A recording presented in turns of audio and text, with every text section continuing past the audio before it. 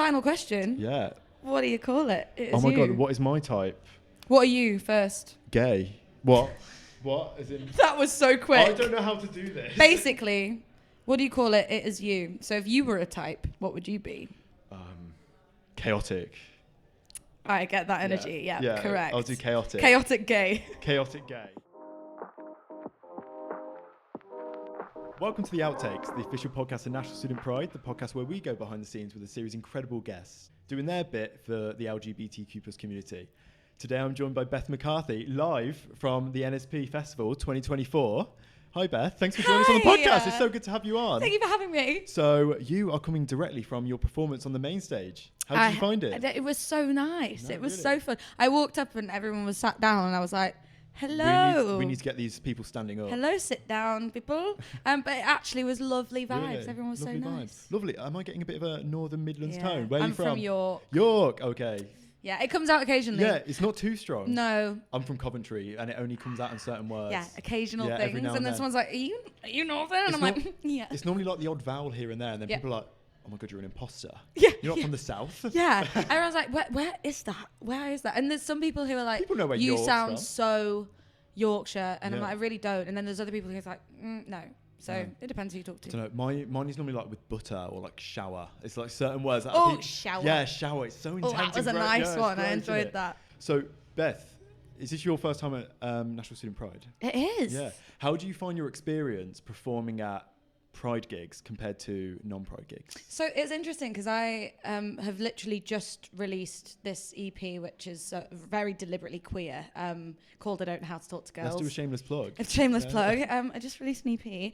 But it's relevant because I sort of started releasing it last year. Okay. First two songs came out last year, and that was obviously when I really felt my queer babies begin to arrive onto the scene. And the scene is me. They were dawning. I'm the scene.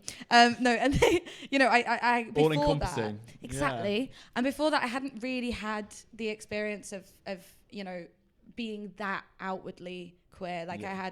I have many songs about many different things, but I hadn't been so unapologetically queer. It wasn't in my like a music key before. component of like your public facing identity, right? Exactly. Yeah. And then I wrote I Don't Know How to Talk to Girls, the song. And I was like, you know what? I've sung so many songs about men, really unashamedly. And anytime I've written about a Because girl... we love men as well. Exactly, Men are we do. Men are fine. Men are great. Bisexuals go off. Pansexuals go off. Do you know what? Everyone just go off. Whoever you everyone love, go off. just go off. Just do it. But in a good way. I feel like the phrase go off is really odd because, you'd usually say milk goes off and that's not very nice. No, but it's also like a bit like pop off. Like, Yeah. Pop off. That firework went off. Like kind of like, Yeah. Burst of explosion and colour. Oh, we're Yeah. both so ADHD. I've just felt that. I just felt the that in the room. tangents are going to be insane. Where are we? I don't know. Point is, wrote a song called I Don't Know How to Talk to Girls. I was like, you know what? I've never been really unapologetic about my kind of experiences with women. So I'm gonna do that now. And was it the here I am. writing of that EP that made you take the plunge? It was, Really? yeah. Okay. I'd done a little dip in my toe into the water. Yeah. With a rewrite of the different song way earlier, and Really? then I was like, you know what? This feels great. I really love this. And so then I did an entire EP. And when that started getting released, that was when, I started to be heard by the queer community and people started to relate to it. And then I got the chance to play Pride. Yeah. So back to your question, Yeah. playing Pride is amazing. And any kind of Pride event is just so amazing because it's like, it feels like my people. Oh, that's so nice to And hear. like, we're all in it together and none of us know what's going on. We're None so of us- confused. Yeah, we are so confused. And then what I want to touch on is also doing a bit of research ahead of this podcast. Luckily, we have producers in this room that are big fans of you. Outed. And as an elderly, not TikTok person. So elderly. I'm so elderly. Well, I just don't go near that stuff. Sure. But which is so shit on my part. But doing a bit of research, you really your music and your sound, it really encompasses this almost like 90s, early 2000s like nostalgia, right? I'm so glad you picked up on that. So what? And also that is like my vibe completely. So what is it about that music that really resonates with you? I was like a little band emo kid when I was like a teenager. So was I. Honestly, like, by It's the way, gay. It's giving queer. Also, I'm like literally going to an emo club night tonight. Like that's how I spend my time. So I have a little thing in my soul where I just love the band vibe, and I feel like a collective group. I think it's really cool, like when you can sort of piece together like a pop act, or like a act, of and any just kind. get that energy, because I think that like pop moved into being quite an electronic, and don't take that in the like EDM electronic era. yeah, but like even you get your like girl bands and stuff, and that's so vibey, but like I feel like we lost a bit of the real instruments side of stuff, and I'm a little a rocker at heart. Like my dad got me into rock music from being really early. So what's your favorite band from back in the day? From back in the day, Queen. I'm a big Queen girly. And what about of like teenage emo years? So I was an All American Rejects. Really? Obsessive. I was like All Time Low. No, not All Time Low. All Time Low. Yeah. Oh my god, I'm so disconnected from who I was. I'm literally I don't know them anymore. Yeah, I actually don't. Yeah, no, literally. We the Kings. Loved a bit of We the Kings. Okay. Check Juliet. Yeah. Okay. Yeah. Nice. Oh my God, it's all coming back to me now. They all come flooding back. But also like, your Avril Lavigne, all of that kind of vibe. And Paramore, that was very much me. And then I see that for you. Big Miley stan. So really? from day dot. I'm obsessed with Miley Cyrus at the minute. She could run me over and I'd pay her for it. Do you know what I mean? I'm obsessed. Also, I'm loving her like image makeover. I thought it was incredible. Every single one. Everything single era of Miley. I'm amazing. like, eat me alive. Do you know what I mean? Is she your like go-to pop girl? Yes. Really? Oh my gosh. Yeah. Well, I just think she owns everything she does, and this is what I love. Is it's like so unapologetic. And she's fucking real, and you can tell she's literally. Real. And she's like, you know what? This is what I'm gonna do now. This is what I'm gonna do. Oh, I fancy these people, but also like, fuck you if you don't like that. She's so that person, and also one of the best female vocalists of all time. Oh my god, that vocal tone is incredible. And also, I think for so long she was painted as like, you're just trying to shape this Disney image, but I think she was actually just growing into herself and trying to navigate that. Exactly. And now we are only like 10 years down the line, are we actually seeing, you're real. This is you. Like, this is great. People have started actually like being, she's cool. Yeah. And it's so Finally. funny. I loved her through all of her phases. I've been a Miley stan since day dot. And she was like the first, one of her songs was one of the first ones that I learned on guitar, like everything. She will always be my icon. And she's queer, so that's it. So going back to the original question, which I know neither of us are very good at. What even was it? So back to like the 90s nostalgia thing. Yes. So bringing back like instruments into music and also a bit of fun. Yeah. How have you found that has translated into like modern Gen Z audiences now? I feel like there's a massive nostalgia cycle, right? And like it's coming hard. It's definitely making a comeback. I think we're all. I think we maybe lost a bit of the angst for a second there, and now we're all just feeling really angsty again. So I think we just want to rebel. Yeah, and I think the Gen Z lot are sort of hearing that and being like for the first time, and then the kind of millennial lot are kind of going, I'm back to my childhood. So it's sort of really working because everybody just has something that they're like, that sounds so nice. And also I think so often people want almost that safe space of like maybe when they were like in the car with their mom listening to the radio, right? And they want that almost like really familiar sound but with like a completely new modern twist that still has like something like edgy and cool. Absolutely. And music's come on so much, and you have so many people who have got more into production than ever. It's so accessible for so many people now, so I feel like bringing that sound back but to those people is a really fresh take on it, because obviously you hear like an Avril song and you're like, that is very 2000s. Like it's giving 2000s, and I love that, and it takes me there, but then it's like, oh, that sound is right in your ear. Whereas if you can do that with this kind of really fresh twist on it, I think that it kind of finds that really nice balance where you still feel the same way. It bridges that gap, right? Yeah, and it's really satisfying. It's cool. And then what was it that initially brought you into music? I know Performing. you mentioned that did you say that your dad was musically? Yeah, my dad. Yeah. Definitely my dad being into music. Like he played keys really well actually, but like was never a performer. But definitely his interest in music was what started. You love working a crowd. Yeah. It's that punk like strain love in you. Performing. Yeah. It's better than any feeling ever. What would be the dream performance? Like whatever the biggest stage is Really? ever. Yeah. Glasto. Go on. Glasto. Yes. Yeah.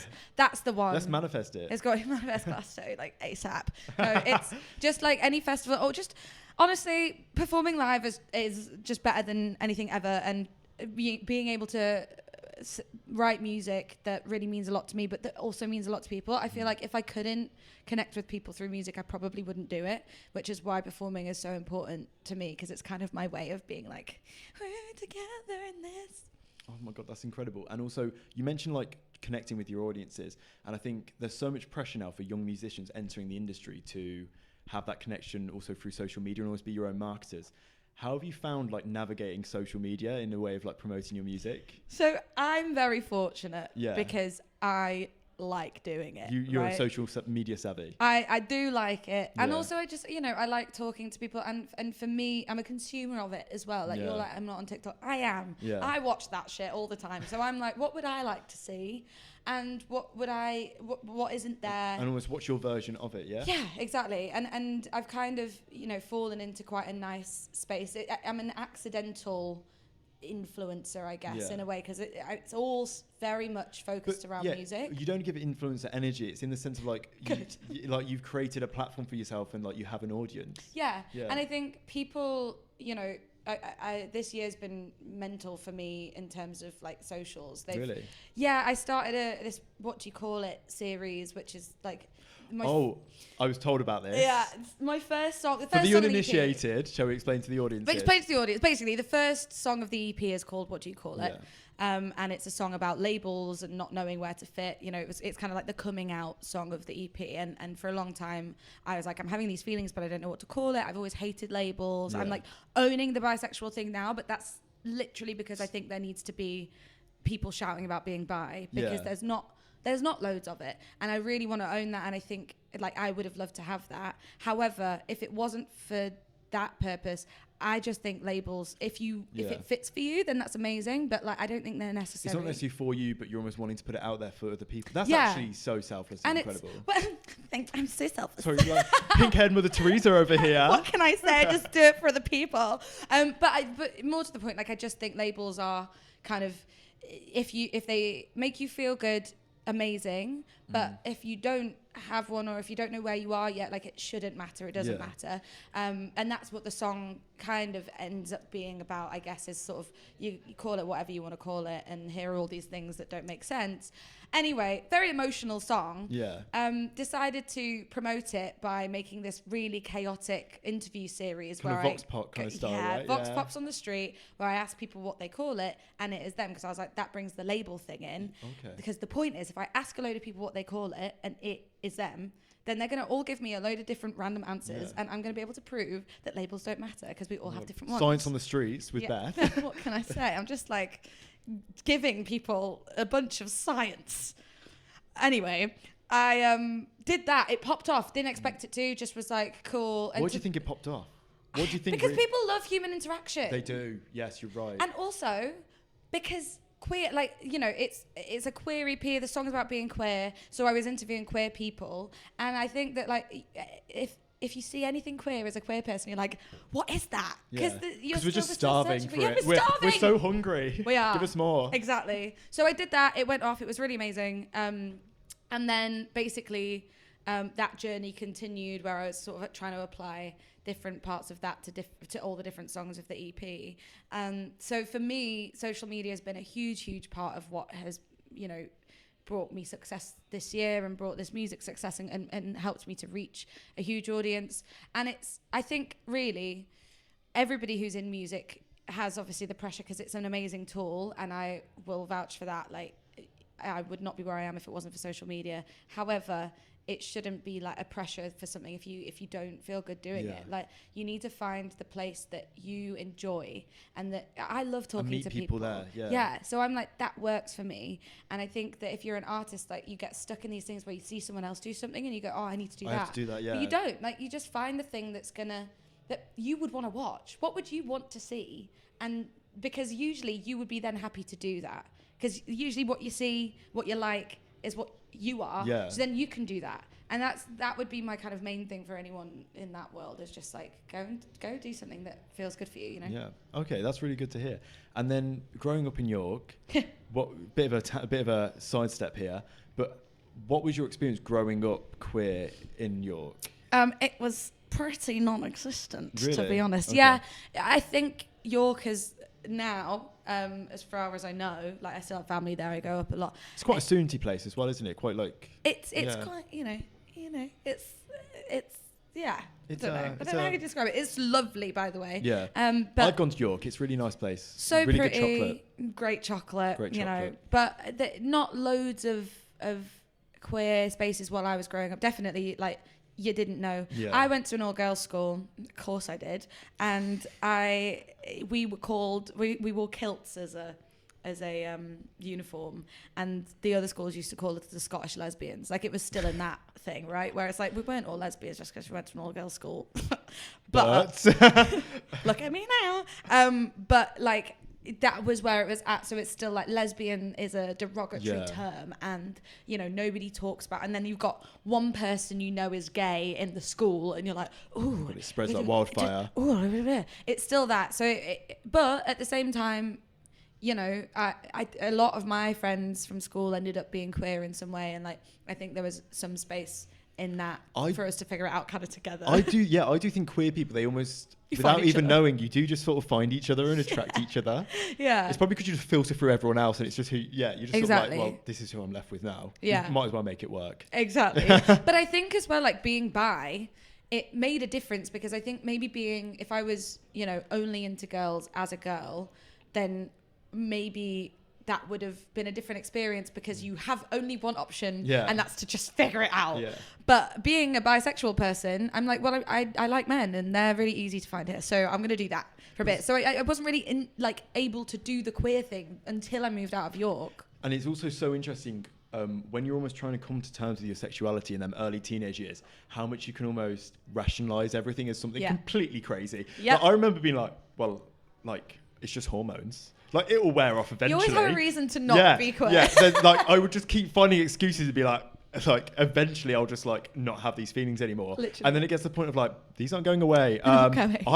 Think I may have to deal with this. I'm gay. Okay, so we're gay. Are we gay? Are we? We'll deal with this, but later. We'll deal with this later. And then you're like... yeah. Hey, guys. Like, me, like, on the podcast, like, am I gay? Like, am I? Was I? Yeah, exactly. It's very, very that. And I do think that, you know, there's this phrase going around now that's compulsory heterosexuality, right? Where What's it's that? like, basically where, because society tells you that it's normal to be straight, that's the kind of thing you fall into. Default. Yeah. Okay. And I do think that it's really easy. And one of the struggles as a bisexual person, like, you never really take your own sexuality seriously, because nobody else does. No one else does. So you're like, okay, well, I fancy this boy. I was like boy crazy for a while, even though I'd like figured out that I liked girls, but it's kind of like you push that down because you're like, well, that would be the harder option. So like, these feelings for boys are real. Yeah. So I'm just gonna go with and those. Also, you're in a situation where all your peers and everyone around you, like, especially going to all-girls school, everyone's going to be talking about boys. So why wouldn't you talk about boys? And why would you ever find the opportunity to ever discuss girls in like an open and comfortable way? In that way, that's not kind of weird. So yeah, it was not a particularly queer growing up, although it's funny though, because I had a bunch of experiences with girls. Like, my first, you know, proper kiss was with one of my friends at school, who is also bi now. So it's like, looking back, I'm like, it was obvious. She was not subtle, but I think at the time, again, like you go, okay, well, you know, that's just figuring out how to kiss boys by kissing my girls. We were testing. We were just trying it out, practicing. Have you ever performed back at York? Yeah. Have you ever had like a bit of a homecoming experience where you're like, yeah, this is my town and I'm gonna like fucking go for it? I have. It's funny because, like, I guess all the people that are like me have moved out. Yeah. So it's like all the, like, are you a London girlie now? I am a London girlie. Oh, like, okay. I will always be up the York, north. yeah. Do you know what I mean? I'm like Yorkshire, but London like changed my life, and I've never been able to be more myself than really? I have been moving to London. And I just think you meet so many people and so many different types of of people who especially as like a creative as well. Exactly. And it's just you get introduced to it all. And I have been back to York. I've done a few shows there.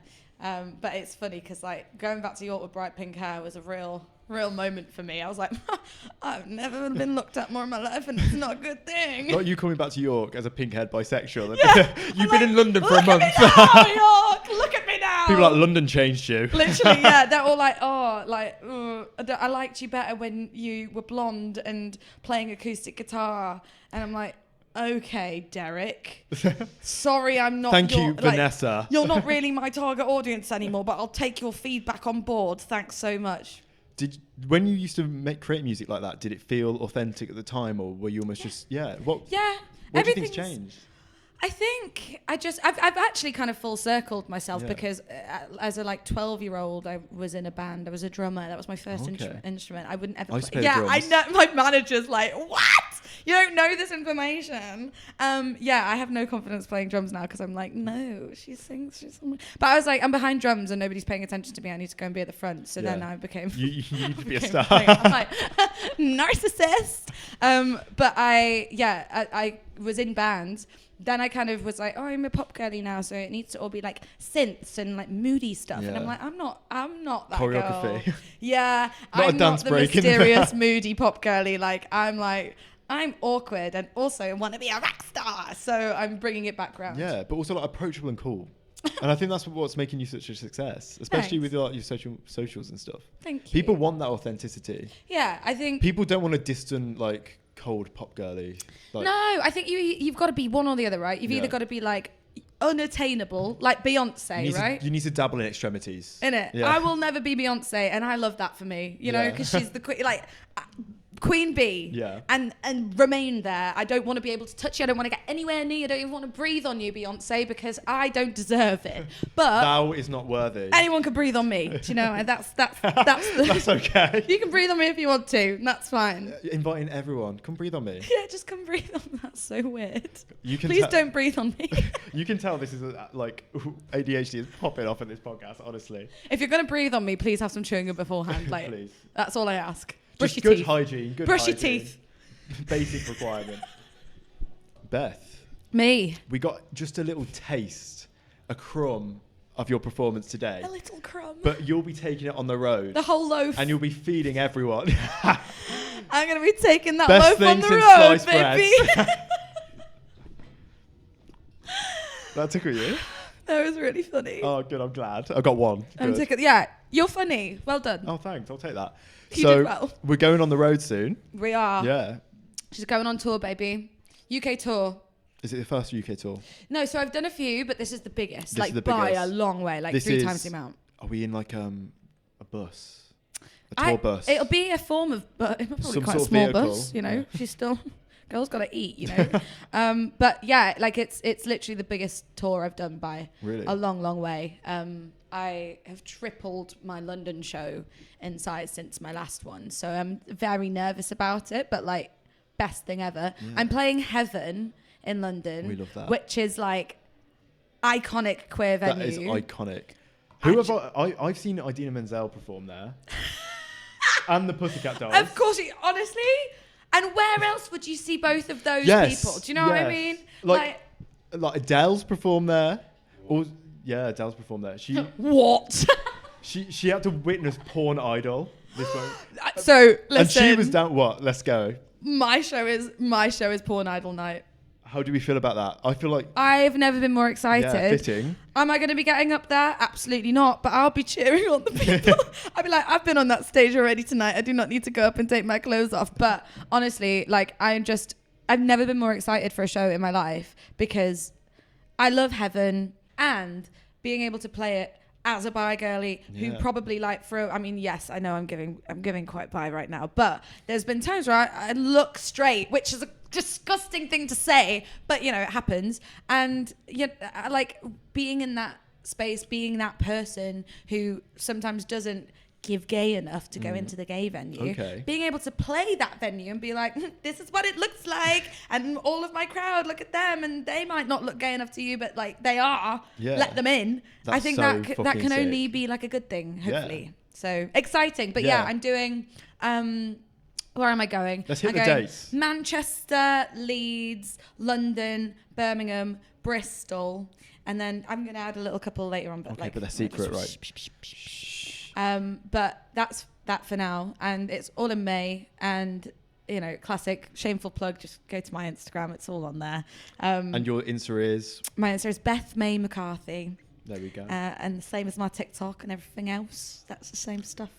But I'm very excited about it, and I really want everybody to be there because it's just going to be the best thing ever.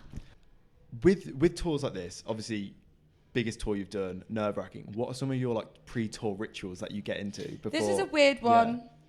I interrupted you. No, but please do. It came into my brain immediately. I brush my teeth before I go on stage every Really? time. And it's really odd. It's like the last thing I do before I go on stage, and well, before I like get hyped up for stage.